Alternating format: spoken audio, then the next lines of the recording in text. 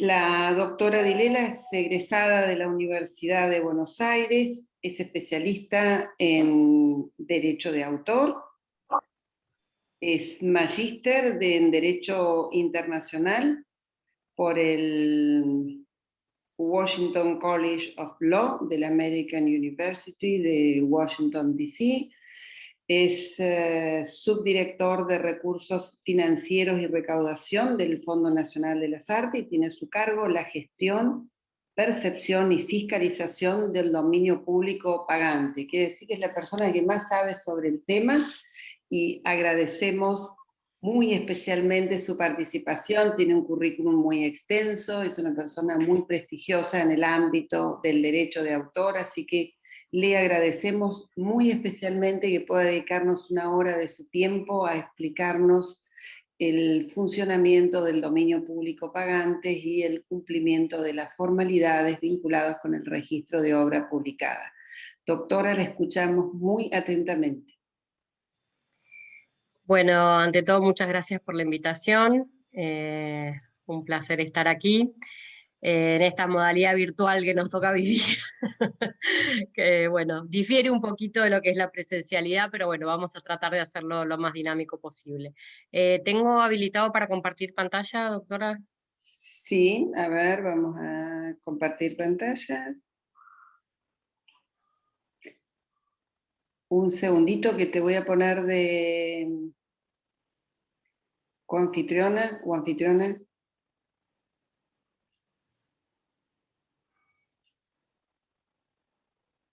Ahí deberías poder, Mariana.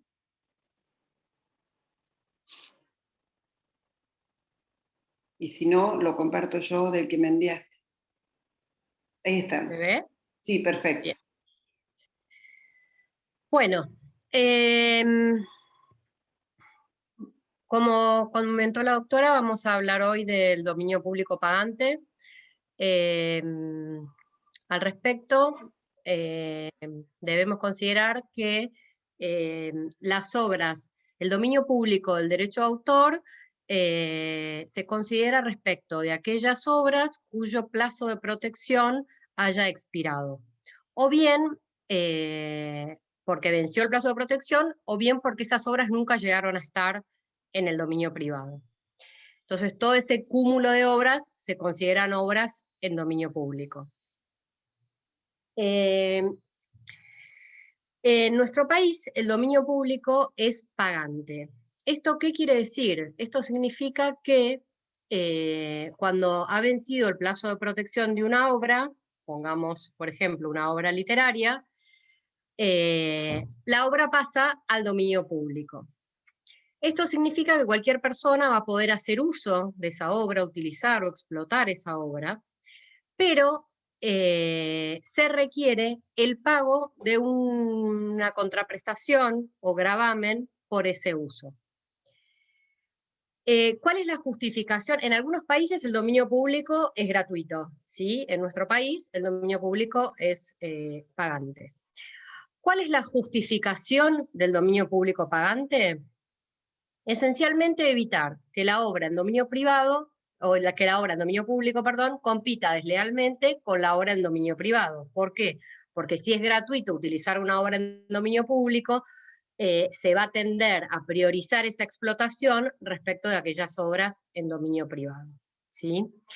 En algunos países, como por ejemplo en el nuestro, Argentina, se considera que la naturaleza jurídica del dominio público es un gravamen, ¿sí? O sea, para nosotros es un gravamen. Hay toda una discusión respecto a si es un impuesto, una tasa, una contribución o una catalogación, digamos, sui generis, que no entraría en ninguna de estas tres, ¿sí? Pero sí estamos todos de acuerdo en que es un gravamen. Esto es, el Estado tiene la potestad de gravar determinados actos y esto es lo que hace con el dominio público, ¿sí? Que lo convierte en pagante. En Uruguay, por ejemplo, la naturaleza jurídica del dominio público, que también es pagante, ellos lo consideran como una contraprestación por el uso de obra, aun cuando la obra haya caído en dominio público, ¿sí? En lugar de tratarlo como un gravamen de naturaleza tributaria, que es como se lo trata en Argentina, lo tratan como una contraprestación.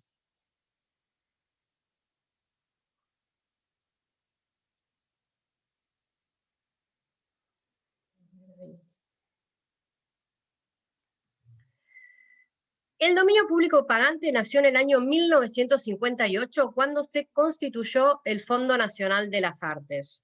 El Fondo Nacional de las Artes es un organismo autárquico que nació en la Secretaría de Hacienda, pero que hoy depende del Ministerio de Cultura, ¿sí? O sea, pasó de lo que era el área económica a el área cultural. ¿Y qué es lo que dice? ¿Cómo define? Este es digamos, el artículo vigente de cómo se define hoy al dominio público pagante, ¿sí? En 1958 era similar, pero tuvo algunas modificaciones. Y la definición dice que el Fondo de Fomento de las Artes se integra con los derechos que deben abonar las obras, interpretaciones, ejecuciones, producciones fonográficas, emisiones y demás bienes y producciones comprendidas en la Ley 11.723, caídas en el dominio público por disposición legal expresa o por vencimiento de los plazos legales de protección establecidos que se fijen en el futuro. Este trabalenguas, ¿qué quiere decir? Que una vez que la obra cae en dominio público, la obra, la interpretación, los fonogramas caen en dominio público, la utilización de esas obras requiere el pago de una contraprestación. Obviamente que, lo vamos a ver ahora en un ratito, el plazo de protección va a depender, o la obra va a caer en dominio público según el plazo de protección que se trate, ¿sí? Doctora, ¿ya vieron el tema de plazos? No, es la No unidad lo... de hoy, así que lo veremos Ok, a continuación de la ok, exposición. yo igual voy a hacer ahora un resumen en uno de los temas para explicar cuándo la obra cae en dominio público. Bien. Hasta acá entonces la definición que hace la ley, que es la Ley de Creación del Fondo Nacional de las Artes, de lo que es el dominio público, y dice que se considera o que se denomina dominio público pagante, ¿sí? Lo dice la ley con todas las letras. Es el artículo 6, inciso C, del decreto Ley 1224 del 58, que es la Carta Orgánica del Fondo Nacional de las Artes. Ahora bien, ¿cuál es el objeto de aplicación del dominio público pagante? El mismo que el de la Ley 11.723, ¿sí?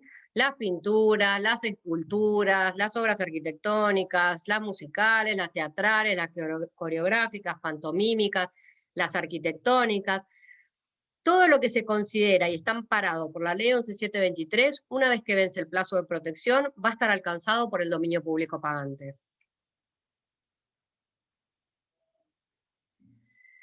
Y acá hay una particularidad, porque rige no solo respecto de las obras nacionales, sino también respecto de las obras extranjeras. Entonces es el Martín Fierro, pero también es el Quijote.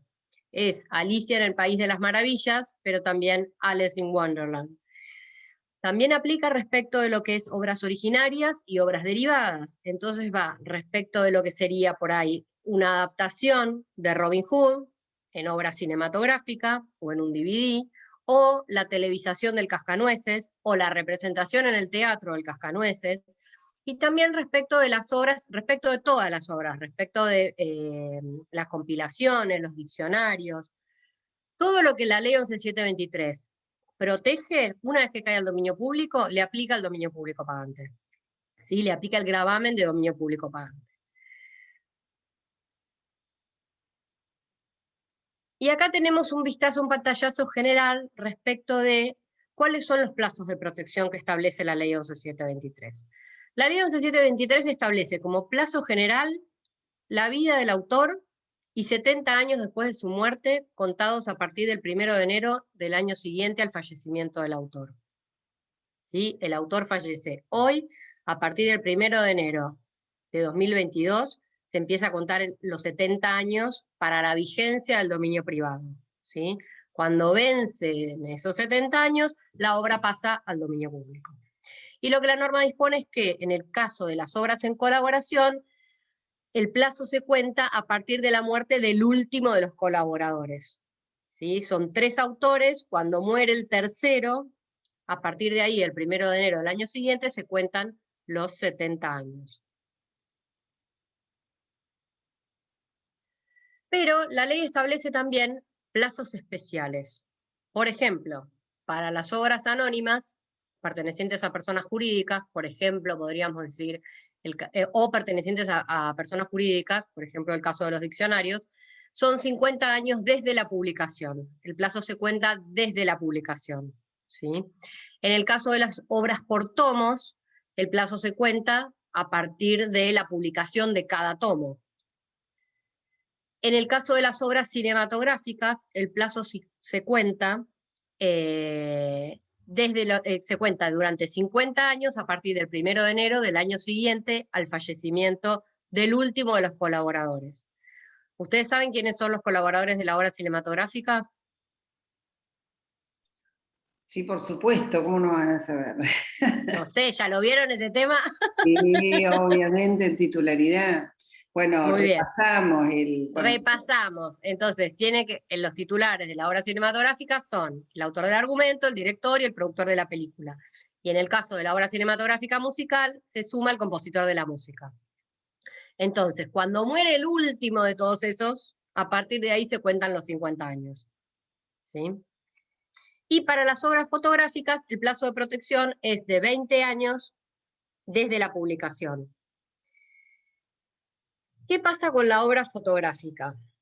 El Tratado de la OMPI, Derecho a Autor, que es un tratado denominado Internet, estableció que el plazo de la fotografía debe equipararse al plazo general de protección de las obras. O sea, los países se comprometieron a equiparar el plazo de la fotografía al plazo general. En el caso de Argentina sería, por ejemplo, al plazo de la obra literaria, ¿sí? Que son 70 años de la muerte del autor.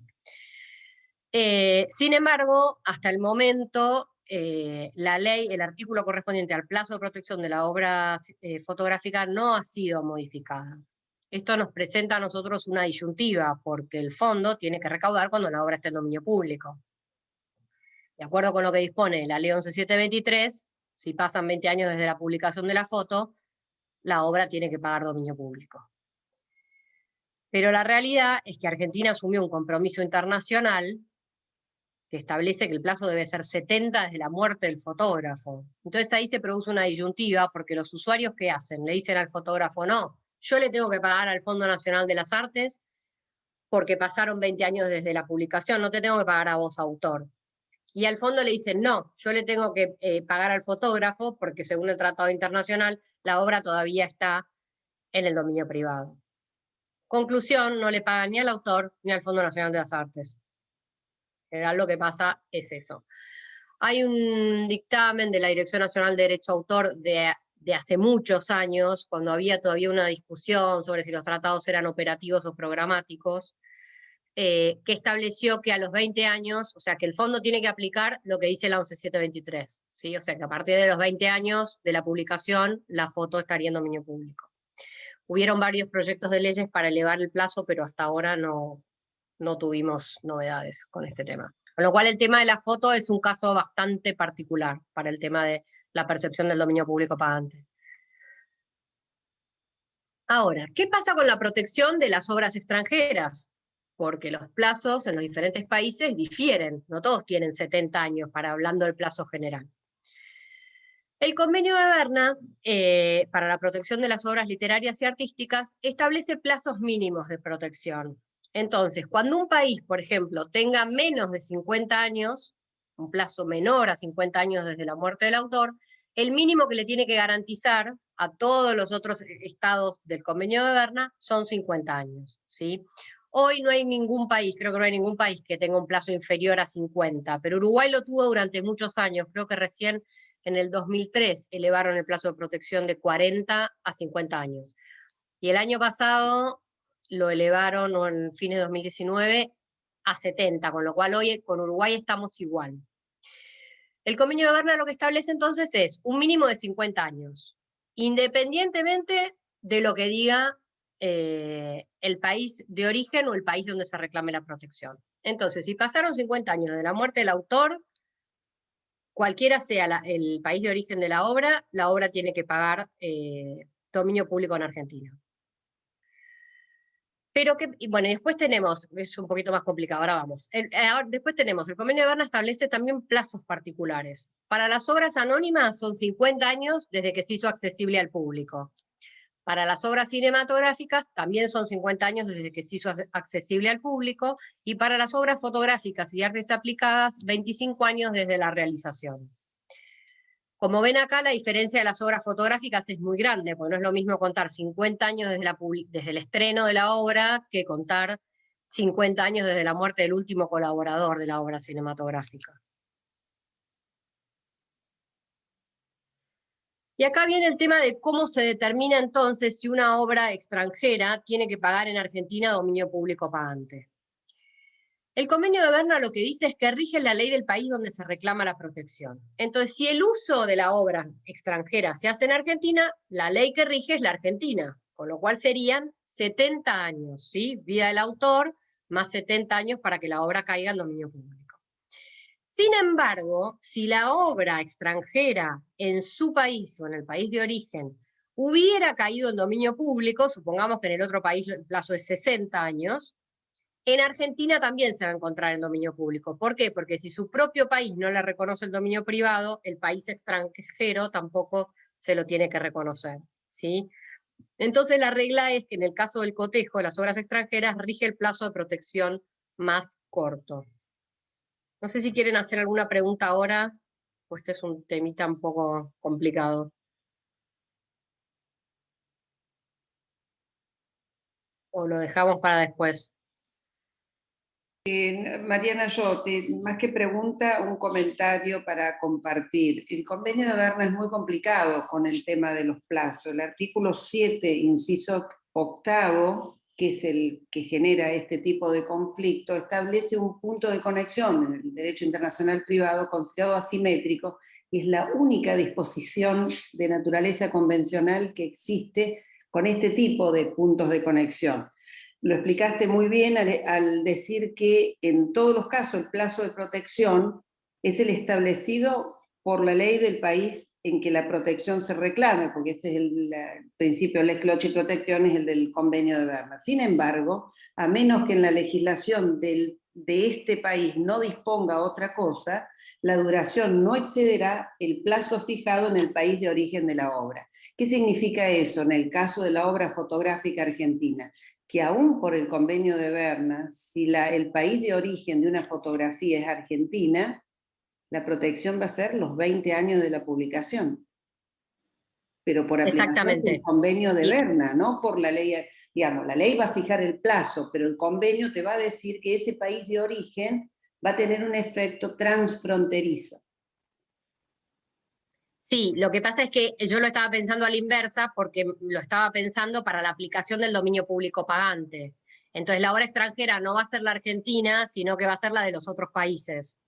Ah, claro, exacto. Para ustedes, o sea, claro, lo estaba pensando al revés, porque ahora vamos a ver que el ámbito de aplicación del dominio público pagante es territorial, para todo lo que circula y se comercializa dentro del territorio de la República Argentina.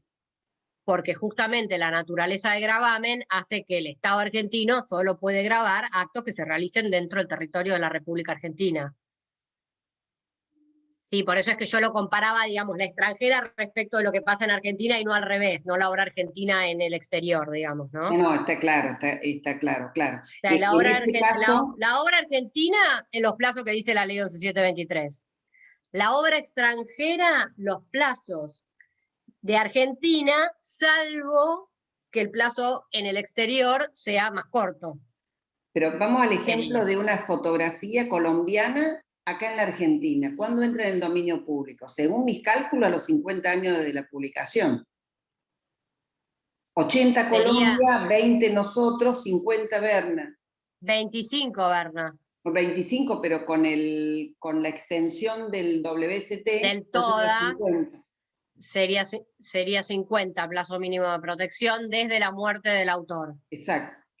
O sea que ahí esa obra colombiana, obra fotográfica colombiana, entra al dominio público, a los efectos del fondo acá en la Argentina, 50 años después de la muerte del fotógrafo colombiano. No, porque el plazo en Argentina rige el país de origen, rige el país donde se reclama la protección.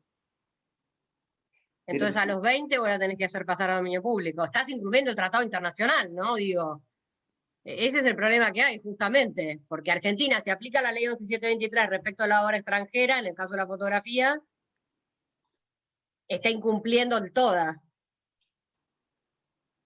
Re complicado.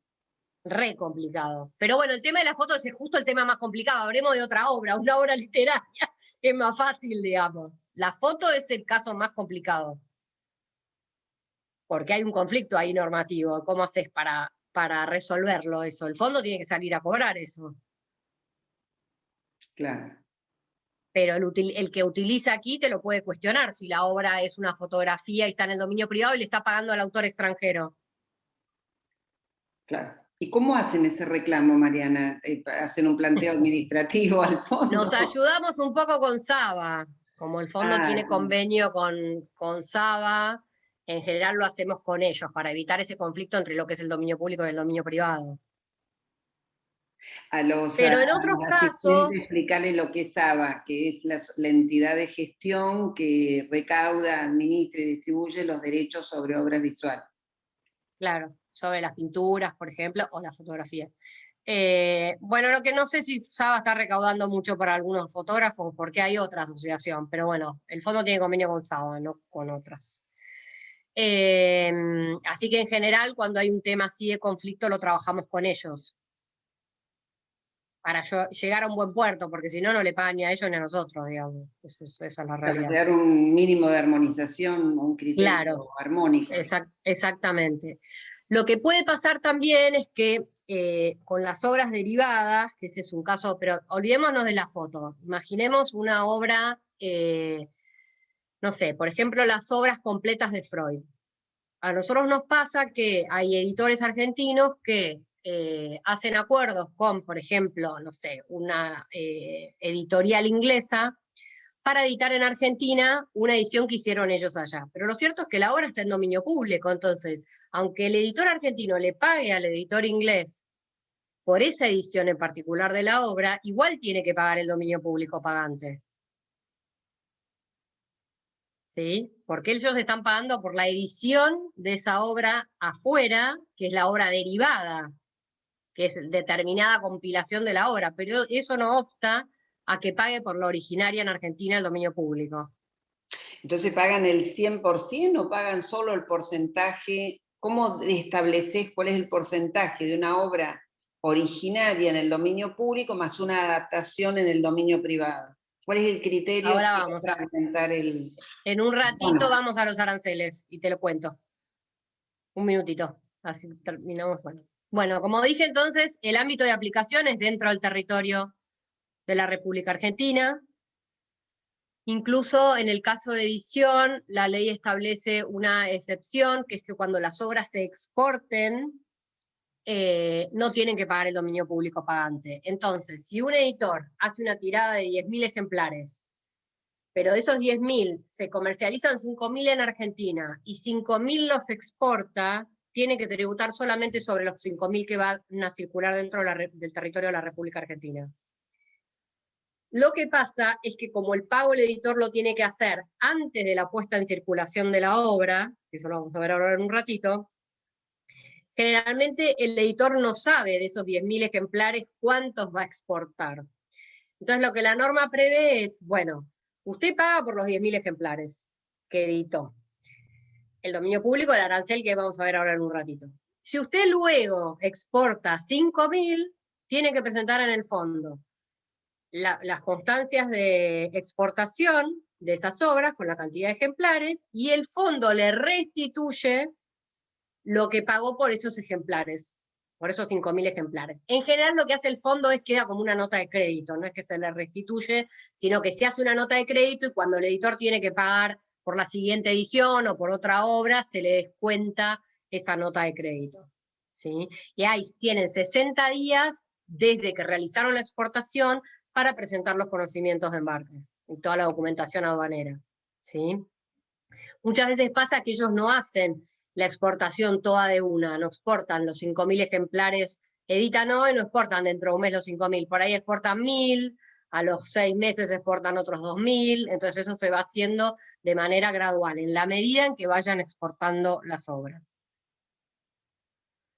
¿Quiénes son los sujetos obligados al pago? Todo aquel que utilice, comercialice o se beneficie de obras, interpretaciones, ejecuciones, fonogramas y emisiones en dominio público. Los productores, los importadores, los distribuidores, los exhibidores, los editores, fabricantes, emisores, titulares, etcétera, porque esto aplica a la edición de obras, pero también aplica a la ejecución de obras musicales, a la representación de obras teatrales, no es exclusivamente de algo de edición o algo literario, ¿sí? O sea, es respecto de todas las obras alcanzadas por la 11723. ¿Y cómo recauda el Fondo Nacional de las Artes? Era un poquito lo que les comentaba antes. Algunos derechos los recaudamos de manera directa, como es el caso de edición, que el fondo recauda directamente de los editores. Y otros derechos se recaudan a través de agentes recaudadores. El fondo tiene convenios con ADICAPIF, Argentores, DAC, SADAIC y SABA. ADICAPIF es Asociación Civil Recaudadora, es la sociedad que recauda los derechos de los intérpretes musicales y de los productores de fonogramas. Argentores es la sociedad que recauda por los derechos de obras dramáticas, dramático-musicales, coreográficas, pantomímicas, etc. DAC es la asociación que recauda por los directores de obras cinematográficas y otras obras audiovisuales. SADAIC es la sociedad que recauda por las obras musicales, y SABA, como les decíamos hace un ratito, es la que recauda los derechos de los artistas visuales. ¿Con actores no tienen convenio, Mariana? Con SAGAI. ¿SAGAI?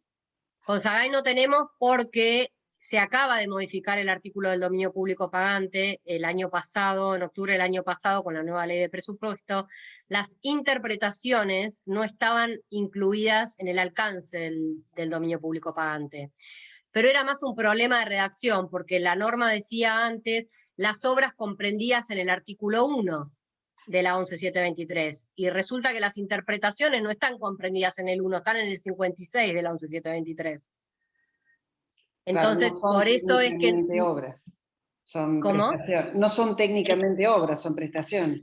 Exactamente, entonces ahí había como una discusión respecto de si el fondo podía salir a cobrar por esas interpretaciones o no. Ahora se modificó el artículo y se las incluyó expresamente, como los derechos conexos, no estaba expresamente establecido los derechos conexos, salvo los fonogramas, por eso tenemos el convenio con ADICAPIF, que los fonogramas están en el artículo 1. Gracias al doctor Emery. Mal puestos, pero están. Y la Corte dijo que el fonograma es obra. Entonces ahí el fondo no tenía un problema. Si alguien planteaba una discusión, tenía como de dónde agarrarse. Pero en el caso de las interpretaciones, no. No había de dónde, digamos. Entonces ahora por eso es que se incluyeron el dominio público pagante sobre los derechos conexos, de manera expresa. Gracias. Entonces, ¿qué hacen los agentes recaudadores? Los agentes recaudadores, al hacer la recaudación del dominio privado, recaudan también el dominio público. Vamos a poner un ejemplo para que sea más fácil. Por ejemplo, el Cascanueces en el Teatro Colón. El Cascanueces, como es un ballet, lo recauda Argentores, porque hay un convenio entre Argentores y SADAIC que ballet y ópera recauda Argentores, aunque haya derechos de obra musical. Recauda todo Argentores y después le reparte a SADAIC si le tiene que repartir y al Fondo Nacional de las Artes si es todo dominio público. Entonces, en la representación del Cascanueces en el Colón, recauda Argentores y después hace la liquidación al Fondo Nacional de las Artes. Por supuesto, en los convenios que tiene el fondo suscripto con estas mandatarias, hay una comisión que la mandataria cobra por realizar esa gestión, ¿sí? Por realizar ese trabajo de cobrar.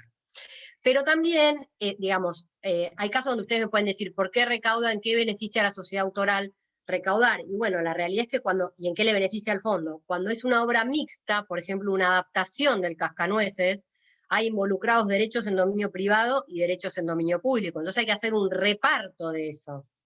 Si lo cobrásemos de manera separada para el usuario, para el teatro en este caso, sería sumamente complicado la división de qué porcentaje le corresponde al dominio privado y cuál al dominio público. Entonces ese trabajo lo hace la sociedad autoral. La sociedad autoral tiene un comité de expertos que determina, bueno, de esta obra, 33% le corresponde al dominio privado y 66% al Fondo Nacional de las Artes. Se le factura al usuario todo junto y después se hace el reparto, se hace ese desglose de la factura. Ahora, ¿qué pasa si el usuario no quiere pagar? O no paga. Argentores le manda la factura, el usuario no paga. Hace el reclamo, Argentores hace un primer reclamo administrativo. Si esos reclamos no funcionan, la sociedad autoral deriva los antecedentes al Fondo Nacional de las Artes y el fondo se encarga de perseguir el cobro. En un ratito vamos a ver mediante qué procedimiento el fondo hace su reclamo. Vamos a ver primero los aranceles de dominio público pagante. El régimen de dominio público pagante se basa en la misma modalidad de cobro y aranceles, los mismos aranceles vigentes que para el dominio privado. ¿Esto qué quiere decir?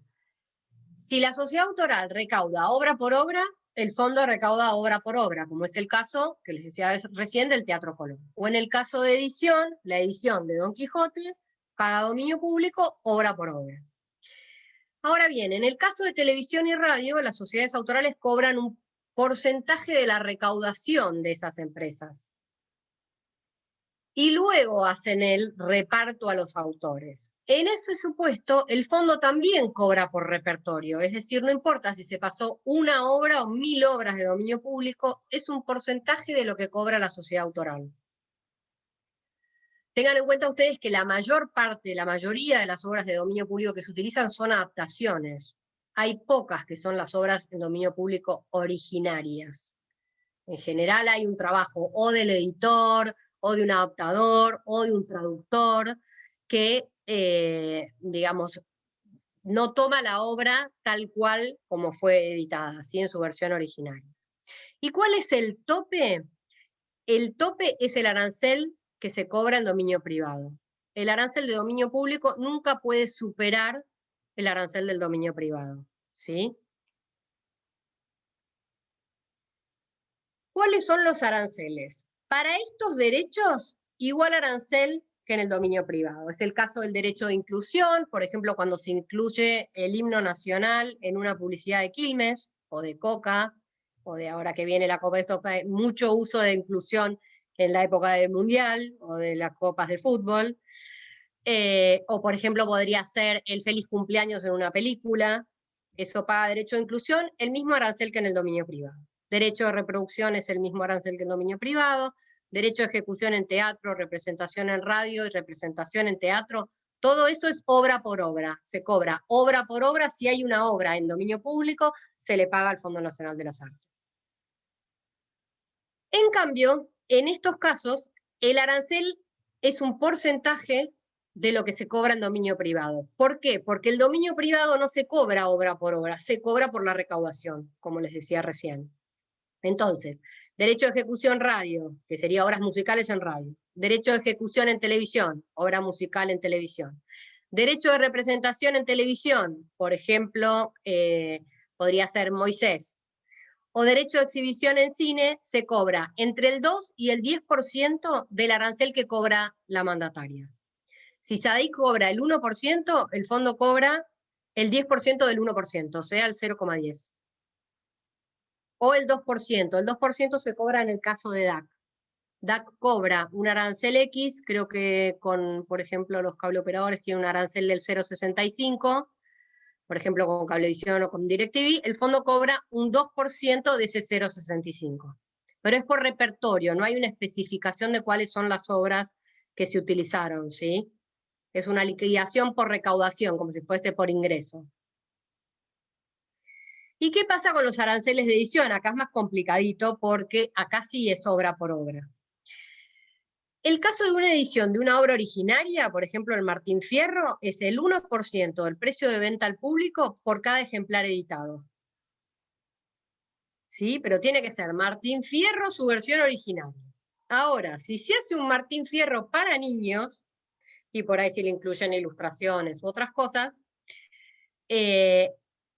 perdón, para niños no. Supongamos que se hace uno para adolescentes, con adaptación, no es la obra originaria. En ese caso paga el 0,80% del precio de venta al público por cada ejemplar editado.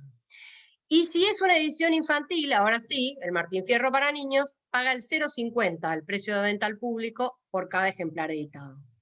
Acá, Mónica, está un poco tu respuesta de cómo se discrimina el arancel para lo que es adaptaciones, ¿sí? Le baja el porcentaje respecto del 1%, que sería si la obra fuese originaria.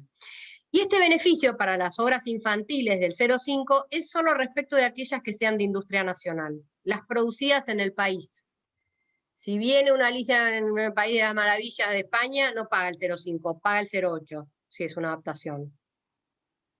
Generalmente es una adaptación porque si hay una traducción ya es una adaptación.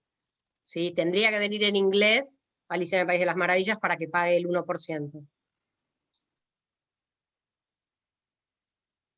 Y con las publicaciones periódicas, porque también pagan todo lo que es revistas. Entonces, por ejemplo, la revista National Geographic paga dominio público. Por las fotos, acá pagan por las fotos, pero pagan también por los monumentos históricos, por todo lo que es obras arquitectónicas y escultóricas, hay mucho de eso, o pinturas, por ahí vienen revistas con grandes pintores, bueno, todo eso paga. ¿Qué pasa? Como se supone que la publicación, que son obras que acompañan a las publicaciones periódicas, generalmente la tirada es mucho mayor que la de una edición de un libro, ¿sí? Porque se supone que tiene que cubrir, digamos, una mayor cantidad de tirada. Entonces, el precio es el 0,5 del precio de tapa por la tirada, ¿sí? Se baja del 1 al 0,5. En el caso de lo que se esté cobrando, no sea lo literario, sino las obras fotográficas, es el 0,3 del precio de tapa por el total editado. Lo mismo en el caso de otras obras de arte, pinturas, esculturas, grabados. Y respecto de cuando se utilizan obras sobre productos, por ejemplo, imaginemos la Gioconda en un merchandising de lapiceras o de blogs o de imanes, todo eso paga el 3% del precio de venta del producto. Ustedes me podrán preguntar, ¿qué pasa cuando no hay precio de venta? ¿Qué pasa cuando va a ser una edición para distribución gratuita? En ese caso, se cobra sobre precio de costo. Es el 1% o el 0,8 o el 0,5, el porcentaje correspondiente, multiplicado por la tirada, por el precio de costo. En vez de precio de venta al público, se hace con precio de costo. Y ahí en general nos tienen que hacer llegar las facturas, por ahí nos hacen llegar las facturas de la imprenta o diferente documentación para acreditar que ese fue el costo, digamos, de realización del producto o de la obra, ¿sí? De la publicación. Esto va tanto para libros como para todo lo que es folletería, cualquier tipo de edición. ¿Cuál es el plazo para el pago? En algunos derechos es el mismo plazo que en el dominio privado. ¿Por qué? Y porque si Argentores le está recaudando al Colón, no puede tener un vencimiento para Argentores, para el dominio privado, y un vencimiento para el dominio público pagante que sea diferente. Porque se supone que el teatro va a pagar, cuando Argentores le manda la factura, paga todo junto, ¿sí? Antes lo que pasa es que la retención se hacía en la boletería. O sea, Argentores iba a la boletería todos los días y retiraba el dinero correspondiente al derecho a autor y al dominio público. Pero ahora como eso no se hace más, porque las ventas van por ahí por Ticketek, o van por la web, o se recauda, digamos, por distintos lugares, ya no es más el día de la función el pago, ¿sí? Generalmente el teatro manda el borderó, Argentores hace la factura, hace la determinación de cuánto corresponde al dominio público y cuánto al dominio privado, le manda la factura al teatro y recién ahí empieza como a correr el plazo para que el teatro pague. En el caso de edición, el pago del gravamen debe efectuarse antes de la puesta en el comercio. ¿Qué pasa? Cuando ustedes hacen el registro en el ISBN, el registro del ISBN en la Cámara del Libro, generalmente ponen una fecha de publicación. Tienen que poner una fecha de publicación, tienen que poner la tirada, tienen que poner el precio de venta al público. Generalmente el precio no lo ponen, generalmente ponen la tirada y la fecha de publicación. Que nuestra recomendación a los editores es no pongan la fecha de publicación en que están haciendo el registro, porque si ustedes sacan hoy el ISBN, el libro no sale a la calle hoy ni mañana. Generalmente hay un plazo, 1 mes, 2 meses hasta que el libro sale a la calle. Entonces tratar como de calcular ese plazo, porque a partir de ese momento, ustedes antes tienen que pagar el dominio público. Si ustedes ponen que la van a publicar a la hora, hacen el registro hoy, ponen que van a publicar, la hora publica en abril, pero recién sale al comercio en junio, el fondo les va a calcular a ustedes el pago a partir de abril, ¿sí? Porque el registro en la Cámara del Libro dice que es en abril. Entonces, no es cuando ustedes sacan el ISBN que tienen que pagar el dominio público, pero sí antes de la puesta en el comercio, ¿sí? Y ustedes después además declaran en la Dirección Nacional de Derecho a Autor cuando se puso mensualmente, las editoriales hacen la lista con todas las obras que editaron en abril. Si esa obra aparece en abril, el fondo va a cobrar, y pasó mayo y la obra no se pagó, para el fondo eso ya está en deuda. ¿Sí? Hay un incumplimiento y va a contar los intereses desde la fecha en que ustedes declararon como fecha de publicación. Después se podrá acreditar, hay algunos casos, nos ha pasado que los editores nos dicen, no, mirá, pero yo al fin lo registré en abril el ISBN, pero la verdad es que la publicación la hice en junio y nos traen, nos acreditan cuando se hizo la distribución o lo que sea. El fondo puede rectificar eso y tomar otra fecha, ¿sí? Pero en principio la estimación se va a hacer desde lo que ustedes declaran en la Cámara del Libro. ¿Sí? De hecho, incluso a veces nos pasa que declaran por ahí, un caso que nos pasó que declararon 12.000 ejemplares y después resulta que el editor, cuando sacó el ISBN, decidió editar 6.000, no editó 12.000. Entonces, pero registró, no solo el ISBN, sino que en derecho a autor registró 12.000 ejemplares. Entonces, cuando nosotros teníamos que ir a reclamar, le dijimos, pero vos declaraste 12.000 ejemplares, ¿cómo hago yo para cobrarte 6.000?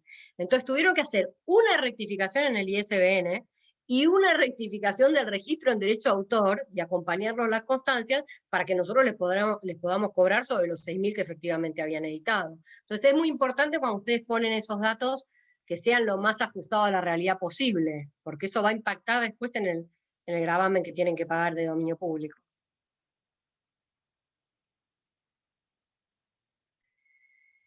¿Y qué pasa con la omisión del gravamen? La Carta Orgánica del Fondo establece que la aplicación, percepción y fiscalización del dominio público pagante se rige por la Ley de Procedimiento Fiscal 11.683. La Ley de Procedimiento Fiscal 11.683 es la ley de la Administración Federal de Ingresos Públicos. Es la ley que la AFIP utiliza para reclamar las deudas de los contribuyentes. Esta ley es una ley sumamente estricta porque el principio en materia tributaria es pague y después repita. ¿Esto qué quiere decir?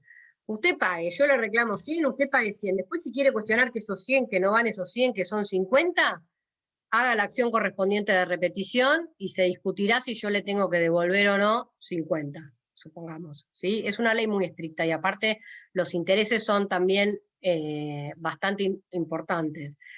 Entonces nosotros por eso es que tratamos de educar y, digamos, recomendar a los editores que traten de pagar en tiempo y forma, porque es muy grande la diferencia si tienen que pagar intereses. Entonces, bueno, por eso es que tratamos de que se cumpla. Lo otro que pasa es que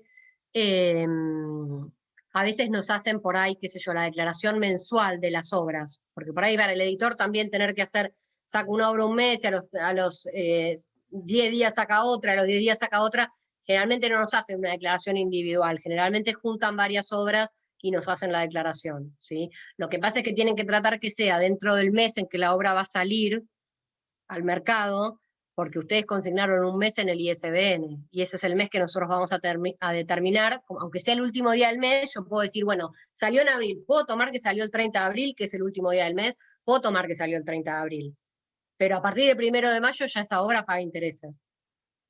¿Sí? Entonces, por eso es que es importante que se haga la declaración dentro del mes que la obra sale a la calle.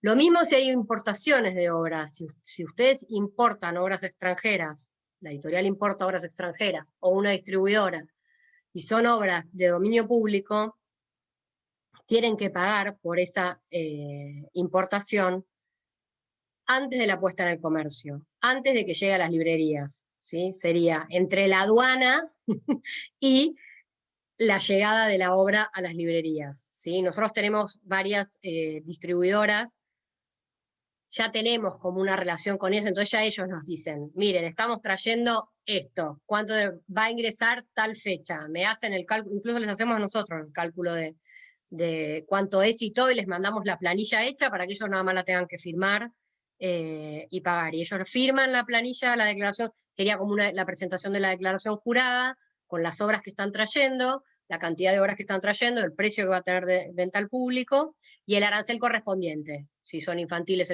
bueno, si es importación no es el 0,5. Si son adaptaciones el 0,8, si son revistas el 0,5. y si es una obra originaria, el 1%.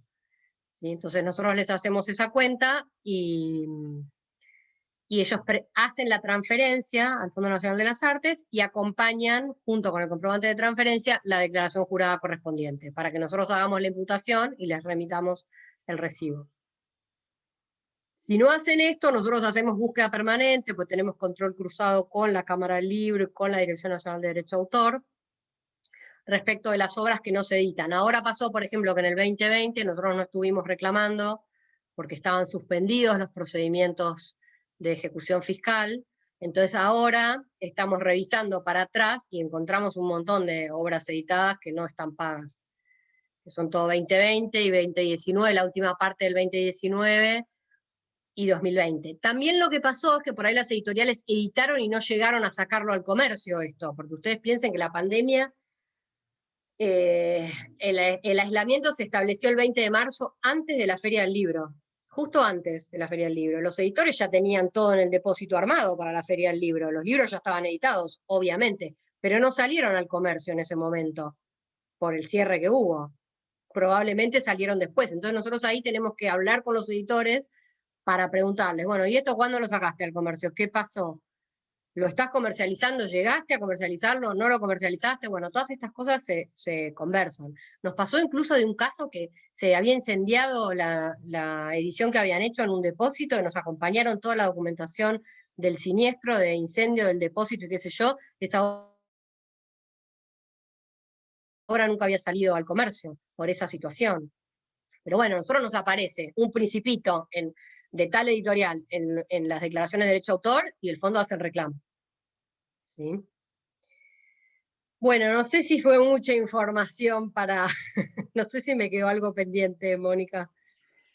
Bueno, siempre quedan cosas Algo que... pendientes, pero fue extremadamente detallado y muy didáctica la explicación, porque notarán todos la complejidad del tema. Parece sencillo, sin embargo no lo es. Algo que quisiera destacar, además de las condiciones enjundiosas acá de la doctora Dilela, es que el fondo es uno de los pocos organismos públicos, diríamos, inmaculados. Uno puede estar o no de acuerdo con el concepto de un dominio público pagante, porque hay muy poquitos países en el mundo que tienen esta institución, pero nadie pone en tela de juicio las condiciones del Fondo Nacional de las Artes. De hecho, siempre hemos pensado que el fondo debería encargarse, por ejemplo, de administrar y recaudar el problema de la obra huérfana, ¿no? Que en la Argentina para un editor es un problema muy serio, porque el plazo de protección es muy extenso, y si en ese periodo que la obra está todavía en el dominio privado, pero que es difícil localizar a los titulares, siempre hemos pensado que el fondo debería ser el órgano o el organismo público encargado de solucionar ese problema, porque es confiable en la recaudación, es de una administración impoluta. Así que, nada, si no hay ninguna pregunta, agradecer a la doctora Dilela por la excelente disertación, la claridad de la explicación.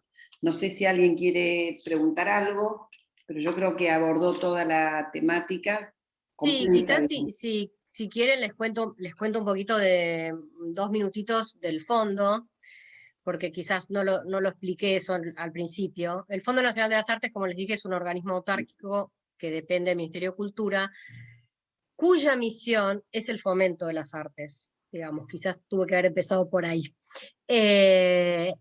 Y para fomentar las artes, lo que hace el fondo es otorga becas, otorga préstamos, realiza concursos y otorga premios trayectoria. Las becas se otorgan a la creación, las becas son para lo que es creación de obra, también puede ser para formación. Los concursos son respecto de lo que es obra creada, generalmente obra inédita creada. Los préstamos se dan para todo lo que tiene que ver, y subsidios también. Subsidios son solamente para personas jurídicas, por ejemplo, cooperativas de teatro, los préstamos son para cualquier tipo de actividad de fomento de las artes. Incluso el fondo ha sacado en años anteriores líneas de préstamo para las editoriales. Esto, digamos, es importante para que lo tengan en cuenta. La contracara es que el fondo no tiene un aporte. ¿Cómo hace el fondo para otorgar becas, préstamos, hacer los concursos y otorgar los premios trayectoria? Con su propia recaudación. Uno de esos recursos es el dominio público pagante. Tiene otros recursos, pero el fondo no tiene un aporte del Tesoro Nacional, a diferencia de lo que ocurre con el Ministerio de Cultura. El Ministerio de Cultura, la ley de presupuestos le dice, usted va a tener tantos millones de pesos para gastar en el 2021. En el caso del fondo, el fondo lo que hace es una proyección de cuánto va a recaudar, y eso es lo que se pone en la ley de presupuesto. El fondo estima que va a recaudar tanta plata y eso va a la ley de presupuesto. Y después el fondo se tiene que arreglar para alcanzar esa recaudación que proyectó, que con la pandemia, imagínense lo que fue el año pasado, tremendo. Lo hace con el dominio público, por eso es como tan particular este organismo, porque es un organismo recaudador que recauda y se da vuelta y otorga los beneficios. Acá no hay ningún intermediario. El fondo recauda directamente en una cuenta y esa plata que recauda va en beneficios a artistas e industrias culturales. Esa es la fortaleza, y les diría que es un organismo único en el mundo, porque en Uruguay recauda la sociedad de gestión. La gestión de recaudación no la hace el área del Fondo de Cultura, que también tiene un Fondo de Cultura Uruguay. El Fondo de Cultura solo reparte, pero la recaudación la hace la sociedad autoral. Acá el fondo recauda con la ayuda de las sociedades autorales, pero de manera directa, y después otorga estos beneficios. Por eso es una institución muy particular, está conformada por un directorio, tiene un presidente, un vicepresidente que es el representante del Banco Central, por la naturaleza de los préstamos y el aspecto económico de la cuestión, un representante de cultura, por el aspecto cultural, y después tiene 12 integrantes de las distintas disciplinas, alguien de música, alguien de arquitectura, literatura, etc. Me parece interesante para contar un poquito cómo es el fondo. Así que bueno, acá les dejo los datos. Es interesante si quieren ingresar a la página del fondo, bucear un poquito ahí, van a encontrar los beneficios que está dando el fondo ahora.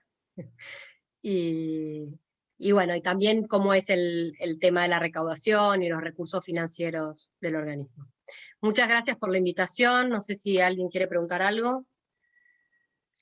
No, gracias, doctora, por esta excelente exposición, y no sé, como corolario para cerrar el tema, ¿cuántos países tienen instituciones similares de dominio público pagante, además de Uruguay y Argentina? Hoy por hoy son muy pocos. Antes lo tenía Italia, lo tenía Turquía, muchos países europeos, pero de a poco lo fueron derogando. Hay mucha crítica a la institución del dominio público pagante, mucha resistencia, se cuestiona el acceso a la cultura, bueno, la posibilidad de censura por parte del Estado, que no es tal, porque la realidad es que a nosotros muchas veces nos llaman diciéndonos, queremos utilizar esta obra en dominio público, podemos, mire, usted haga lo que quiera, utilice, el fondo no da la autorización para el uso. Sí, tiene que pagar. Si utiliza, tiene que pagar, digamos, porque nos preguntaban si podían hacer un rap del himno, si les podíamos dar autorización. Yo incluso hablé con Sadaic, porque la verdad que me resultó como rarísima la consulta, como que ellos tenían la preocupación de que alguien se los cuestionara, ¿no? Por algo que fuera una ofensa, un símbolo patrio, que yo le digo, mirá, si es una ofensa y alguien lo cuestiona o alguien lo denuncia, es competencia ajena al Fondo Nacional de las Artes, pues nosotros no analizamos si están vulnerando un símbolo patrio o no. Digamos, nosotros simplemente nos limitamos a usted usa obra de dominio público, pague. Después si tiene otro inconveniente, irá por otros cánones, digamos, pero no es el fondo el encargado de. Y nosotros creemos que es muy importante el rol que tiene el organismo en esto de recibir y dar, pues se hace un círculo virtuoso de los artistas de ayer por los artistas de hoy. Hoy tiene dominio público Uruguay, que lo tiene sí en plena vigencia, de hecho hablamos bastante con ellos, Argentina, lo tiene también Bolivia y Paraguay, pero no lo tienen implementado, porque no tienen la reglamentación de aranceles. De hecho, vinieron de Paraguay al Fondo Nacional de las Artes para preguntarnos cómo era. Nosotros le dijimos, ustedes si quieren cobrar, porque tienen como toda la normativa y todo, pero no tienen el cuerpo de derechos de dominio público pagante, que son los aranceles, como la resolución que te dice para cada uso y para cada tipo de obra cuánto tenés que pagar y cómo tenés que pagar. Entonces, pero al final creo que eso ellos no lo tienen establecido y Bolivia creo que tampoco. Tienen la ley, pero no lo tienen en práctica. Bueno, muy bien, entonces muchísimas gracias. Si no hay ningún otro comentario o pregunta, damos por concluida tu exposición y estamos súper agradecidos por la excelencia de las explicaciones, los detalles, en fin, para un editor es muy importante conocer esto porque es un problema, siempre se quejan de cómo tienen que pagar, de los aranceles, de la obra derivada, de las traducciones, tienen que pagar en la totalidad una parte, en fin, son preguntas frecuentes y son importantes para la industria editorial. Así que muchísimas gracias, Mariana, será hasta el año próximo.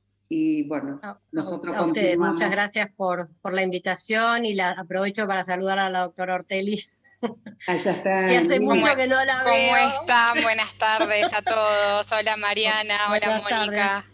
¿cómo ¿Qué tal, estás? María? Luciana. Bueno, muchas Bueno, las gracias. dejo en excelentes manos. Esperemos que sí. Gracias, Mariana. Chao. Bueno, le damos la bienvenida a la doctora Luciana Ortelli, que es en este momento la responsable de la Dirección Nacional de Derecho de Autor y quien nos va a informar acerca de las formalidades vinculadas con la obra publicada, obra literaria publicada, bueno, obra literaria o artística publicada, y si da el tiempo, que nos cuente un poquito sobre el registro de contratos, que no hay mucha práctica en la Argentina, pero siempre recomendamos que determinado tipo de contratos es conveniente registrarlos. Bueno, muchas gracias, Luciana, por tu participación, bienvenida y adelante, te escuchamos. Bueno, buenas tardes a todos y a todas. Gracias, Mónica, por la presentación y por brindarnos este espacio para que nosotros podamos conversar respecto de las funciones, las responsabilidades de la Dirección Nacional de Derecho de Autor. En el día de hoy me acompaña Diego Jiménez. Diego Jiménez es el coordinador de obra publicada de la Dirección Nacional. Así que nosotros pensamos este espacio en dos secciones, dos partes. Por un lado, yo voy a comenzar explicando toda la teoría, los artículos, la legislación aplicable. Y en una segunda instancia los voy a dejar en excelentes manos, en manos de Diego Jiménez, que acaba de entrar y unirse a este Zoom, para que les dé un poco la parte más interesante, que es la parte práctica de cómo se realiza un registro. Para eso yo armé una presentación, así que les voy a compartir pantalla. Les pido que estén atentos porque en alguna partecita de la presentación va a haber interacción, así que les puse un caso práctico. Si te parece, Mónica, no sé si los alumnos pueden contestar por el chat o cómo te parece que lo organicemos, pero la idea sería dejarles un caso práctico para pensar y analizar en virtud de la presentación que yo voy a dar. Sí, por supuesto. Lo que pasa es que acá los alumnos los tenemos en diferidos por un canal de YouTube de la cátedra. Los que están presentes son docentes. Así que si recibimos de los alumnos bien y si no, les vamos a pedir a los docentes que están presentes que tengan una participación activa para que sea un poco más dinámico. Porque el problema es que tenemos 580 alumnos y no nos da el Zoom si no lo hacemos a través de un canal de YouTube, pero no tenemos sincronicidad con las preguntas, entonces es un problema. Pero bueno, perfecto. Si no, de última se los dejo y después eso queda como práctica, como trabajo. Yo voy a proponer el caso más adelante y después lo vemos. ¿Les parece? perfecto, nos parece bien porque nosotros tenemos 7 comisiones de práctica donde justamente abordamos esta problemática, así que lo usaremos para el práctico. Así que muchas gracias, Luciana. Bárbaro, les comparto pantalla entonces.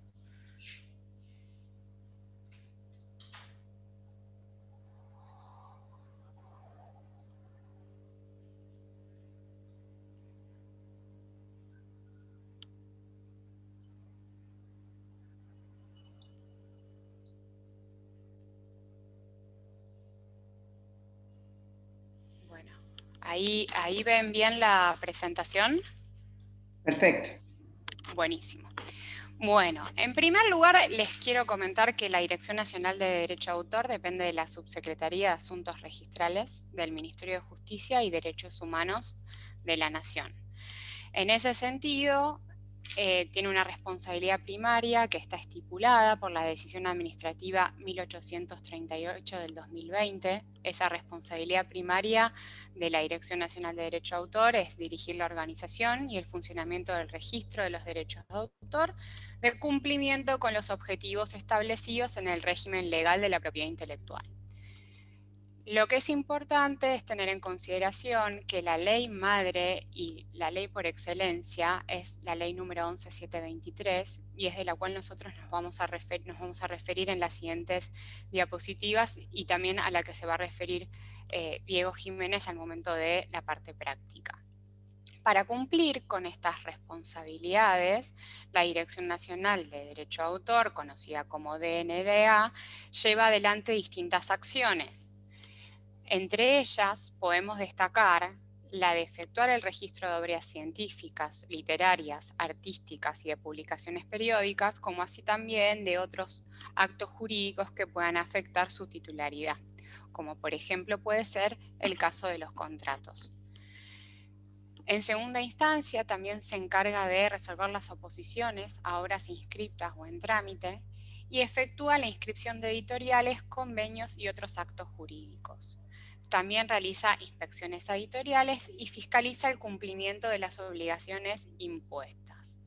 En ese sentido, cabe advertir que en las inspecciones que se estaban llevando adelante a las editoriales por una cuestión de público conocimiento y atento a la coyuntura actual de prevención del COVID-19, las mismas no se están llevando adelante, pero sí de todos modos en algún momento calculo que se van a retomar y es importante tener en consideración la legislación y los artículos aplicables y las obligaciones que impone la normativa.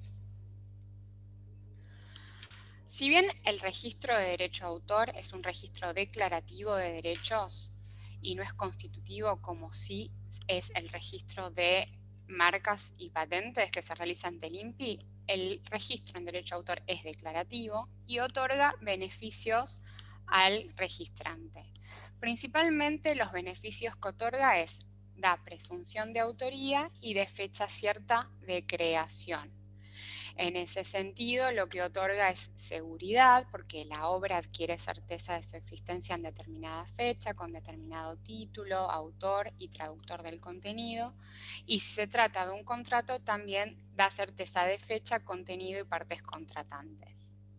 La prueba de autoría es una presunción de autoría que otorga el Estado con la inscripción y con el certificado de registro. Y también sirve como elemento de comparación, sirve en los casos de piratería o plagio, y cuando eso es llevado a los tribunales judiciales y a la justicia, el certificado de registro es presunción de autoría y de creación de esa obra.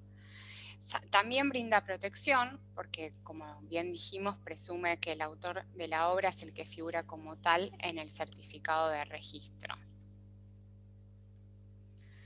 Una vez dada esta introducción, es relevante tener en consideración que respecto al registro de obra publicada y de depósito legal, estas cuestiones están consideradas en la normativa, en la ley número 11723. La ley 11723 unifica las cuestiones vinculadas con el registro de obra publicada y el depósito legal, y lo hace desde del artículo 57 y 64 de la ley 11723.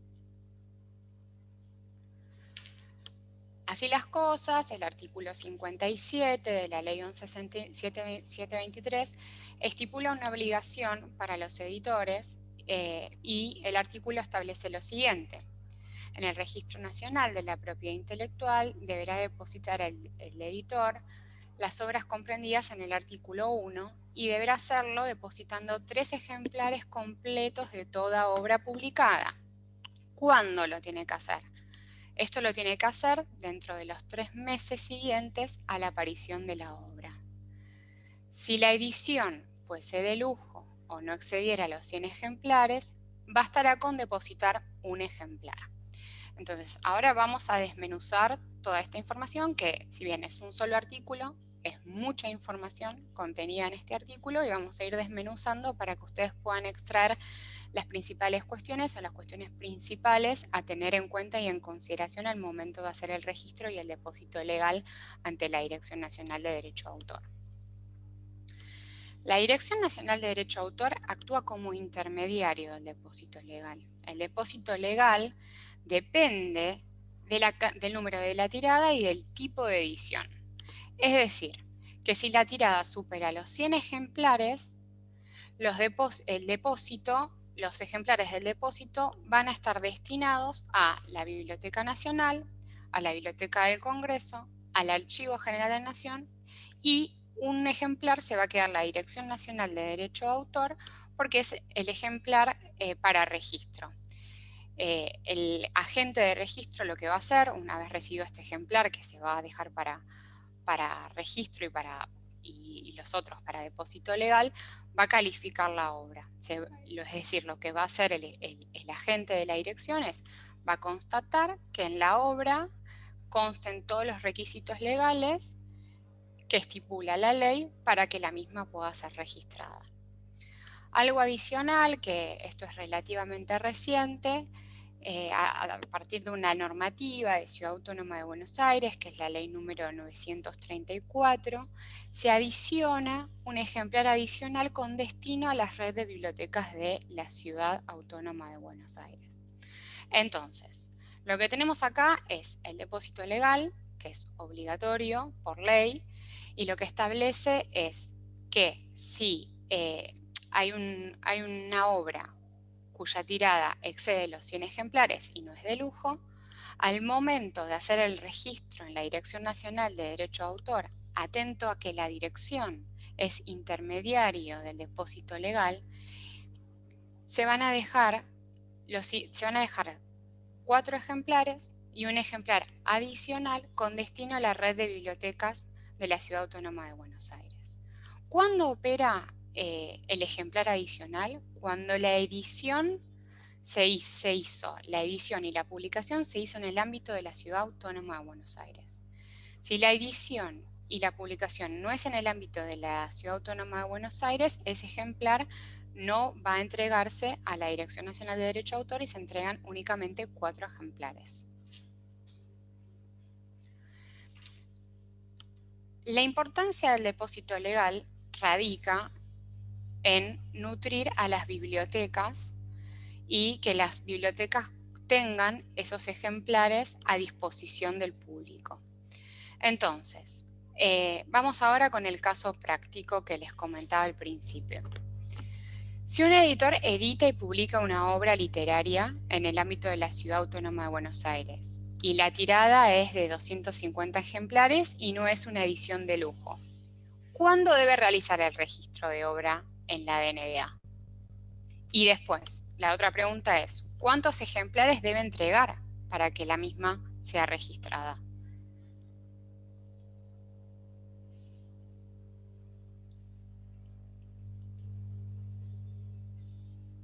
Bueno, supone que si excede de los 100 ejemplares y no es de lujo, debe cumplir con los 5. Exacto, exacto. Acá es claro que, como les comenta el caso práctico, al ser en el ámbito de la Ciudad Autónoma de Buenos Aires, se agrega este ejemplar adicional que les comentaba en virtud de la ley 934 y de un convenio suscripto entre el Ministerio de Justicia y el Ministerio de Cultura de la Ciudad Autónoma de Buenos Aires, a través del cual nosotros como ministerio también estamos actuando como intermediarios para que ese ejemplar tenga como destino la red de bibliotecas de la Ciudad Autónoma de Buenos Aires.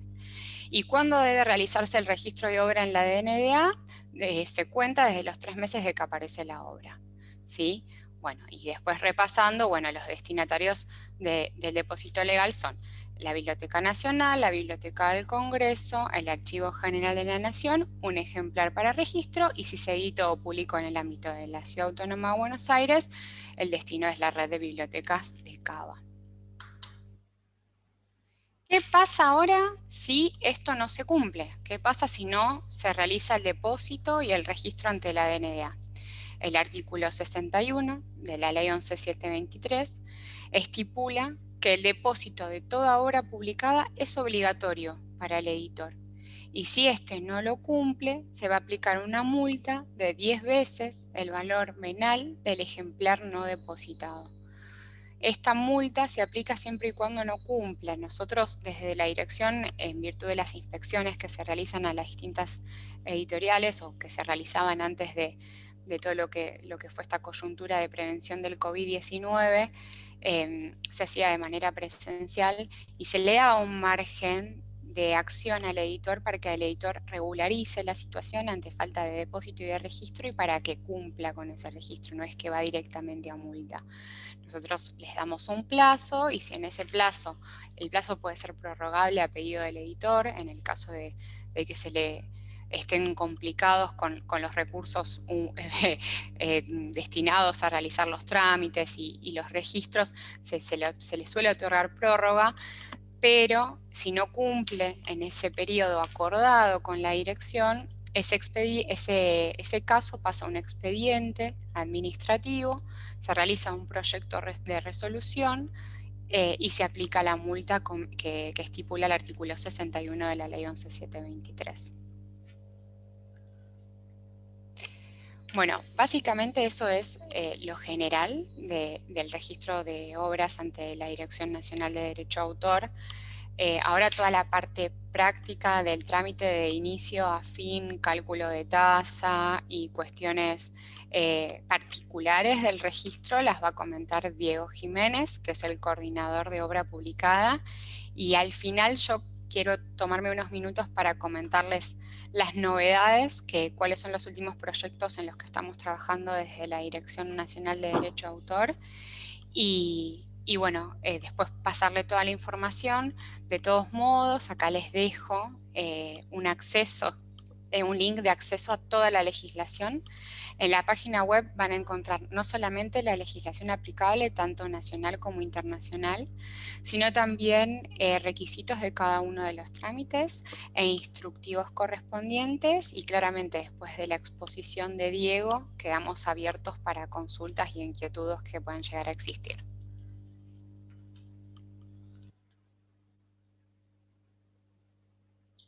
Muchas gracias, Luciana, y le damos la bienvenida a Diego Jiménez, que va a hablar de los procedimientos, y bueno, al final hacemos un cierre con los dos. Diego, bueno, ¿estás? Sí, ¿se me escuchan bien ahí? Perfecto, sí, muchas gracias. Bueno, perfecto, ¿qué tal? Buenas tardes, ¿cómo están? Ya me presentaron, pero me presento nuevamente. Mi nombre es Diego Jiménez y tengo a cargo la coordinación del área de obra publicada de la Dirección Nacional de Derecho a Autor, ¿sí? Luciana los puso un poco en contexto en lo que es el trámite de la edición, del registro de la edición literaria en la Dirección Nacional de Derecho a Autor. ¿Quién va a hacer el trámite? ¿Quién debe iniciar el trámite ante la NDA? Es el editor responsable de la obra, ¿sí? Que es aquel que se encarga de la publicación, de que la obra circule, porque también puede tener el trabajo de edición, o sea, la corrección del libro, por ejemplo, qué tapa va a tener. Ese es el trabajo de edición. Pero ¿quién es quien tiene que hacer el trámite de la DNDA? Es aquel que es el responsable editor, que es quien empieza haciendo el trámite del ISBN en la Cámara Argentina del Libro, en donde se le va a entregar, bueno, ese número internacional para el libro, junto con la catalogación en fuente, ¿sí? El trámite primero, antes de iniciar el trámite en la DNDA, tienen que pasar previamente por la Cámara Argentina del Libro, como les venía comentando. Una vez que hicieron este trámite, se les va a entregar este número internacional junto con la catalogación en fuente, que tiene que aparecer impreso en la obra, ¿sí? Una vez que el libro se publica, tienen, como lo habíamos mencionado antes, 90 días desde su publicación para registrar ante la DNDA, ¿sí? El trámite se inicia a través de la plataforma de trámites a distancia, tiene un valor por obra de 250 pesos, ¿sí? Y tiene una tasa a abonarse en el Fondo Nacional de las Artes, ¿sí? El cálculo de la tasa es el costo de producción de la obra, ¿sí? Por la tirada, por 2 dividido 1000, es el 0,2% del costo de producción de la obra, ¿sí? Con un costo mínimo de 4 pesos, una tasa mínima, perdón, de 4 pesos con 11. Eso es lo que actualmente son los aranceles que están dentro del trámite, ¿sí? Una vez que se inicia el trámite en la plataforma de trámites a distancia, acto seguido se conforma, se crea un expediente, el cual nosotros vamos a tener acceso y va a ser trabajado, va a ser calificada la obra una vez que tengamos los ejemplares en nuestro poder, ¿sí? Verificamos, junto con lo que se contrastó en la declaración jurada, con lo que dice la obra, ¿sí? Bueno, si todo está en orden, se le da registro a la obra. Y una vez registrada, pasado aproximadamente entre 6 y 7 días, ese registro sale en el boletín oficial, en el cual puede tener oposiciones, ¿sí? Si cumplidos los 30 días de publicado en boletín oficial, no hay una oposición sobre esa obra, queda automáticamente inscrita, ¿sí? Bueno, como les decía Luciana, nosotros corroboramos la tirada declarada en el formulario, por así decirlo, con los costos, calculamos, si todo está en orden, sale a registro sin ningún problema. Particularidades que puede haber es obras colectivas, ¿sí? En las que, ¿qué es esto de una obra colectiva? ¿Sí? Es un grupo de autores, un grupo de trabajo, en los que no se puede determinar qué hizo qué de esa obra, ¿sí? ¿Cómo calificamos eso? Nosotros vamos al índice. Si en el índice de ese libro, por ejemplo, aparece capítulo 1, Juan Pérez, capítulo 2, Carlos Gómez. Bueno, entonces eso no es una obra colectiva, está mal, mal iniciado el trámite o mal declarado como una obra colectiva. Una obra colectiva, como les comentaba, no se puede determinar qué parte hizo qué, y se menciona un coordinador, o en tal caso, un director de esa obra. Una particularidad de algunos trámites, ¿sí? Como para dar un ejemplo. Pero bueno, después también están las obras digitales, ¿sí?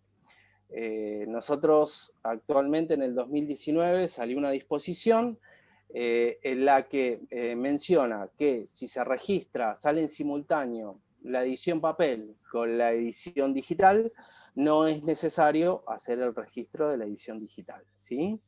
Y bueno, con esto nosotros trabajamos día a día, ¿sí? Actualmente con la pandemia, estamos trabajando con protocolos, no podemos ir todos a la dirección, estamos trabajando de manera online y tratamos de cumplir con el registro lo mejor posible dentro de este contexto, ¿sí? Bueno, mucho más que eso no hay, chicos. El cálculo de la tasa también, una de las herramientas que tenemos actualmente es, se calcula, pueden encontrar el cálculo en la página nuestra, en las que se ingresan el monto, el costo de producción de la obra, que no es el costo de venta, ¿sí? El costo de producción de la obra por la tirada, y eso les va a dar lo que tienen que pagar de tasa, ¿sí? No sé, ¿alguna duda, algo que quieran preguntar? Lo que les comenta Diego es una novedad que antes no estaba disponible. Nosotros implementamos en este año una herramienta que se llama calculadora dentro del trámite de edición literaria, que cargando el costo de producción y la tirada de la obra te calcula automáticamente la tasa. Si la tasa es menor a 4,11, la misma calculadora te informa que tenés que pagar la tasa mínima de 4,11. Respecto de eso, esa es una nueva herramienta que se implementó en este año, y también venimos trabajando desde el año pasado en conjunto con Diego Jiménez y con gente del sistema del Ministerio y la Secretaría de Innovación Pública de Nación en el desarrollo de un almacenamiento digital de obras. Porque lo que sucede es que hoy tenemos un trámite mixto, en algunas obras es mixto, en otras es 100% digital, porque empezamos desde el año pasado a implementar el almacenamiento digital de obras, lo que significa que el trámite se inicia de manera digital y termina de manera digital. Eso era un proyecto que ya había estado delimitado, que ya estaba diagramado, pero con el porvenir de la pandemia y la prevención del virus y de los contagios, se aceleró todo mucho más. Entonces, en virtud de esta situación, se diseñó un cronograma de implementación. Comenzamos a implementar algunos trámites de obra publicada. Hoy ya están 100% de manera digital el trámite de edición musical, software, multimedia y página web. Y preveemos en lo que resta de la primera parte del año terminar con todos los trámites de obra publicada para que estén disponibles en este almacenamiento digital de obras. Eso es una elección que tiene el usuario de presentarlo o en formato digital y que el trámite sea 100% virtual, o bien remitir la obra terminado toda la carga, la precarga en el sistema del formulario, el pago de la tasa y el pago del trámite, luego de finalizado con las carátulas del expediente, debe remitir si no la obra en formato físico. Pero bueno, es una opción nueva que se incorporó a fines del año pasado, y prevemos seguir trabajando todo este año para incorporar los trámites que restan de obra publicada y el resto de los trámites de la Dirección Nacional de Derecho de Autor. Otros trámites que tenemos 100% virtuales es el registro de contratos. Nosotros tenemos un área de contratos que depende de la Dirección Nacional de Derecho de Autor, en el cual se registran todos los contratos vinculados con derecho de autor y que tengan cláusulas vinculadas con propiedad intelectual. En ese sentido, un contrato de edición puede ser registrado en la Dirección Nacional de Derecho de Autor, y nosotros recomendamos la inscripción del contrato en la Dirección Nacional de Derecho de Autor a los efectos que él mismo pueda tener efectos frente a terceros, más allá de los efectos que pueda llegar a tener entre las partes. El registro de contratos es 100% virtual y se puede iniciar también a través de la plataforma TAB que les comentó Diego. Luciana, una pregunta. Sí. ¿Existe la posibilidad de crear, o no sé si hay algún antecedente ya, de una base de datos que conecte la información del registro de obras publicadas con los registros que tiene, no sé, las entidades de gestión como entes colaboradores, de modo tal de que si queremos publicar una obra que no sabemos si está en el dominio público o privado, tengamos alguna referencia o alguna información que provenga de la Dirección Nacional o de algún ente cooperador? ¿Eso existe actualmente? Nosotros tenemos una base de consulta que es pública, que se llama Portal de Datos Abiertos, depende del Ministerio de Justicia. Allí constan todas las obras publicadas desde el año 1988, si no me confundo, hasta la actualidad. Eso está actualizado y pueden consultarse y descargarse los listados desde esta página. Allí también constan las declaraciones de las ediciones, porque otra parte relevante en todo esto es que el editor tiene que hacer la declaración de las ediciones que edita en el mes. Eso es en virtud también de otra normativa vigente, y todo eso está publicado en el portal Datos Abiertos. O sea que en el portal se pueden consultar todas las obras publicadas que han sido registradas en la Dirección Nacional de Derecho de Autor. Qué bien. Y respecto del cumplimiento de las obligaciones del editor de esta declaración jurada mensual, en términos generales, ¿los editores la cumplen más o menos? ¿Cuál sería tu opinión?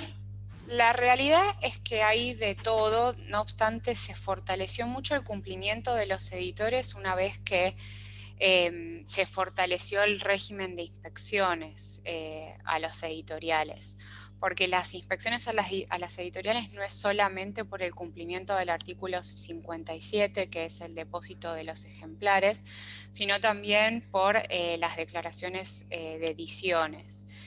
La diferencia es que la declaración de edición no lleva multa, porque la multa quedó desactualizada, es una normativa muy antigua, entonces al quedar, estaba en pesos ley y moneda ley y quedó desactualizado, entonces hoy no conlleva multa. La realidad es que cuando se fortaleció el régimen de inspecciones, las editoriales comenzaron a cumplir más, cosa que también se vio fortalecida por la implementación del trámite 100% digital de la declaración de ediciones. Antes eso se completaba un formulario y se presentaba en la dirección y había que hacerlo de manera presencial, pero ahora la verdad que se simplificó bastante el trámite, eso se hace a través de plataforma TAD y se inicia y finaliza a través de plataforma TAD, con la opción al editor de la planilla de edición y los campos que se adjunte la posibilidad o sea, nosotros damos la posibilidad que el editor entrando a ISBN tenga la posibilidad de descargar ese Excel de la página de la Cámara Argentina del Libro y adjunte como archivo a este trámite de TAD, de declaración de edición mensual, ese Excel que descargan de la Cámara Argentina del Libro. Entonces, un trámite que era presencial, hoy es 100% digital, insume menos tiempo y menos costos para la editorial. Por lo cual se facilita esa información. Exacto. Bueno, muy bien, Luciana. ¿Alguna pregunta de los presentes? Sí, yo, doctora Boreto, levanté la mano. ¿Cómo está, Luciana? Muchísimas gracias por un gusto. la excelente, gracias. Le hago una consulta. Por favor, ¿cómo se efectiviza el depósito de las obras digitales, ¿no? Libros digitales protegidos con DRM, si es que se hace ese depósito, ¿no? de las obras. Gracias. No, de nada. Diego, ¿querés responder vos o respondo yo, como vos quieras? Está bien, eso sí. A ver, los libros digitales no necesitan depósito legal, ¿sí? Al ser un libro digital, con una sola copia es suficiente, no va para las bibliotecas. Las bibliotecas no cuentan por el momento, salvo que se modifique la ley en algún momento, ¿sí? El depósito legal de libros electrónicos, ¿sí? De ebooks o de cualquier otra índole. Perdón, Diego, claro. ¿Eso se hace por la plataforma TAD también? Sí, cualquier tipo, o sea, como decía Luciana, se van a ir implementando lo que es 100% digital el trámite. Se inicia cuando es un ebook, se inicia de manera digital a través de la plataforma de trámites a distancia y después nos hacen llegar a la Dirección Nacional la obra en el soporte que sea, ¿sí? A ver, Diego, pero entonces hay como una subrepresentación de obras en las bibliotecas, por ejemplo, en las bibliotecas, o sea, no digo ni siquiera del interior o de la ciudad, la Biblioteca Nacional tampoco va a contar con la misma cantidad de obras analógicas que en digital. Sí, por el momento es así. Sí, hay una gran subrepresentación, claro. Por eso es que, o sea, tendría que ya haber un cambio en la ley, porque más allá por los cambios de tecnología estamos desactualizados, como por ejemplo decía Luciana, con el tema de las inspecciones, ¿sí? La multa lleva un monto irrisorio para lo que en realidad, para el tiempo que corremos. Pasa lo mismo con el avance de la tecnología. Está desactualizado todo esto. ¿Se tendría que actualizar? Sí, se tendría que actualizar, porque las bibliotecas no cuentan con los ejemplares electrónicos. ¿Sí? Nosotros lo que preveemos, que pensamos trabajar en el mediano y largo plazo, es con la implementación del almacenamiento digital para las obras electrónicas. Pensamos, bueno, ver la manera de articular con las bibliotecas para poder hacerles llegar mediante algún soporte estas ediciones literarias que fueron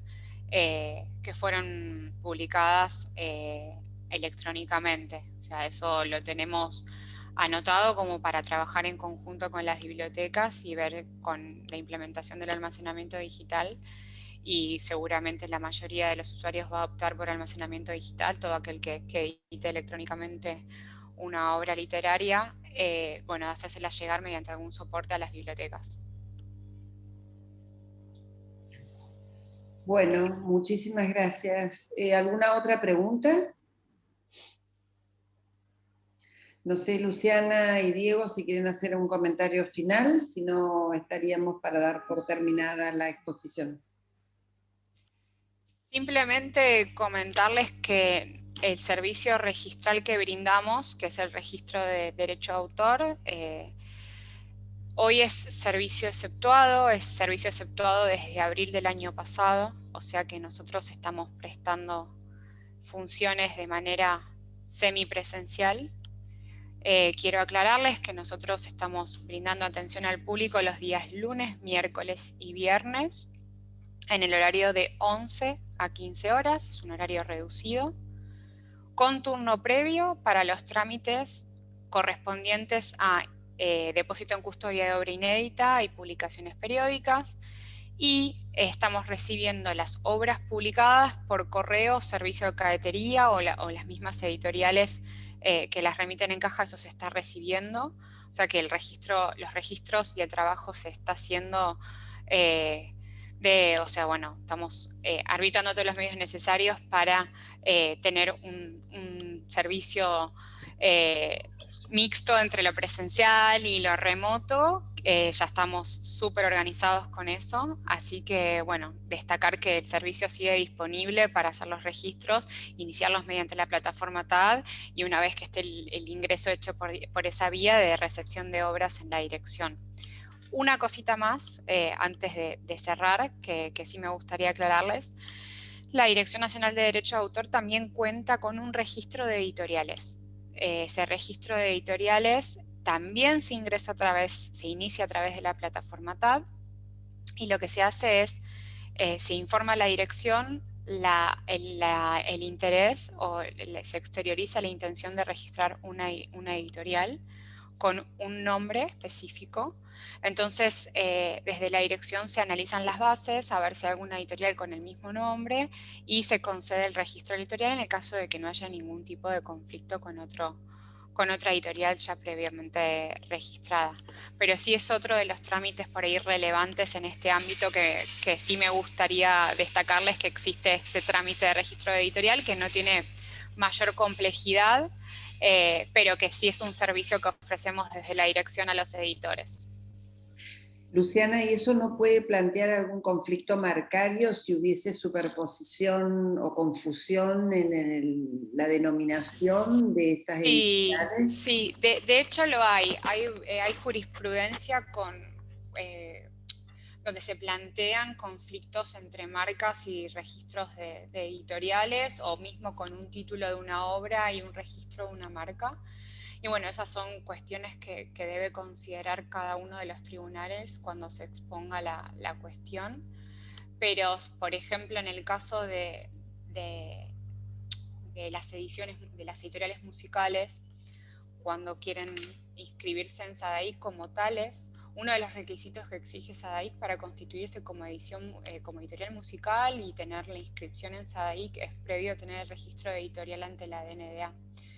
Entonces, en ese sentido, es requisito y condición de SADAIC para que puedan funcionar que estén registradas, pero también es un servicio que nosotros ofrecemos a las editoriales literarias y está vinculado con los temas que están tratando acá en esta clase. Entonces, bueno, pongo en conocimiento de todos ese servicio que ofrece la Dirección Nacional de Derecho a Autor, más allá que a futuro nadie está exento de tener algún conflicto legal. Nosotros no cruzamos datos con el INPI, con el sistema de marcas de consulta de marcas del INPI. Lo que sí analizamos es el registro de editoriales ante la DNDA y esa base es la que consultamos para inscribir a una editorial. Pero sí hay conflictos judiciales, hay conflictos marcarios y hay jurisprudencia al respecto. Claro, no, entiendo. Lo importante para que sepan los editores es que deben registrarse como editores en la Dirección Nacional de Derecho de Autor, más allá de que pudiese suscitarse algún tipo de conflicto, ya sea en materia marcaria, que es donde veo yo más el problema, con el nombre del editorial o con el nombre de las colecciones o títulos de las obras, ¿no? Pero eso es inevitable y son ámbitos de competencia distintos. Exacto. Bueno, muy bien, muy ilustrativo, muy claro todo para ambos, tanto para Luciana como para Diego, así que estamos enormemente agradecidos por la exposición y si ustedes autorizan, nosotros grabamos estas clases y las ponemos a disposición del campus de los estudiantes de este año. Solamente acceden a esta información, si ustedes lo permiten, los estudiantes de la carrera de edición que sean alumnos regulares de esta cursada, porque estas clases las renovamos todos los años. Bueno, normalmente lo hemos hecho el año pasado con el tema del COVID y la virtualidad del cambio de modalidad, no nos fue posible, pero lo veníamos haciendo hasta el 2020. Este año, por suerte, lo hemos podido retomar, por lo cual les agradecemos su extrema dedicación, colaboración y enjundia en las explicaciones y el dictado de esta clase. Así que muchísimas gracias.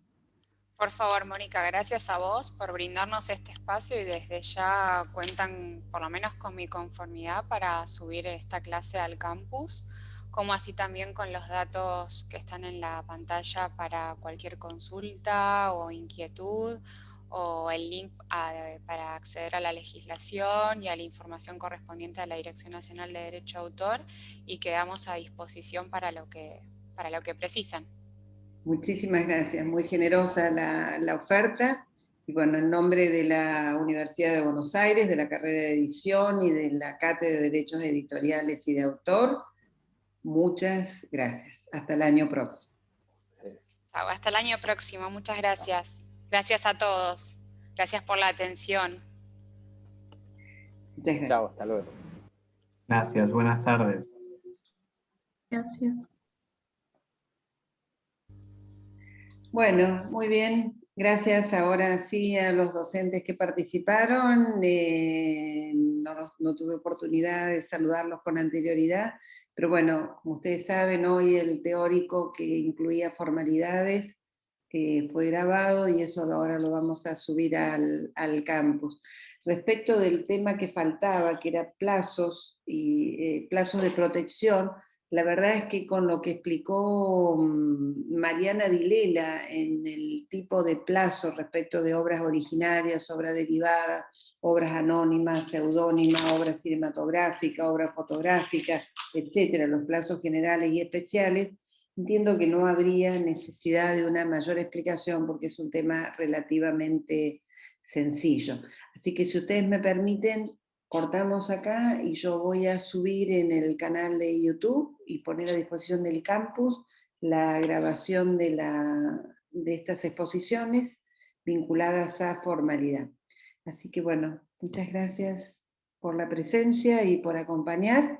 Bueno, nos estamos viendo. Con Cami y Lía nos vemos en el práctico. En un ratito. En un ratito, el Bueno. resto nos vemos, bueno, veremos el martes próximo es el parcial, ahí estamos viendo las modalidades, cómo se va a implementar el parcial, ya enviaremos una información al campus. Así que nada. Sí, ¿El horario, Mónica? No, el horario ya está como firmado porque había como algunas consultas en los foros. ¿Horario de qué? Del examen. No, es algo que todavía no está confirmado. Es el día martes, pero estamos ahí evaluando desde el punto de vista técnico si tomamos un único parcial o si lo fragmentamos por comisiones o por grupos. No sabemos, es algo que dependemos un poquito de la tecnología. Lo único que podemos confirmar al momento es que el parcial se va a tomar el día martes. Posiblemente ampliaremos el horario en el cual el alumno pueda entrar, siempre va a ser 45 minutos la ejecución del parcial, pero sí dar un margen tal vez más amplio para que no se sature el campus, porque no sabemos la cantidad de alumnos que soporta el campus. El año pasado tuvimos muchísimos problemas con los finales, porque eran más de 100 y el campus tenía un límite de 100, entonces nos era imposible cargar las notas a causa de eso, que la verdad desconocíamos esa limitación. Así que en eso estamos. Disculpen que todavía necesitamos ahí que Félix y el resto resuelva el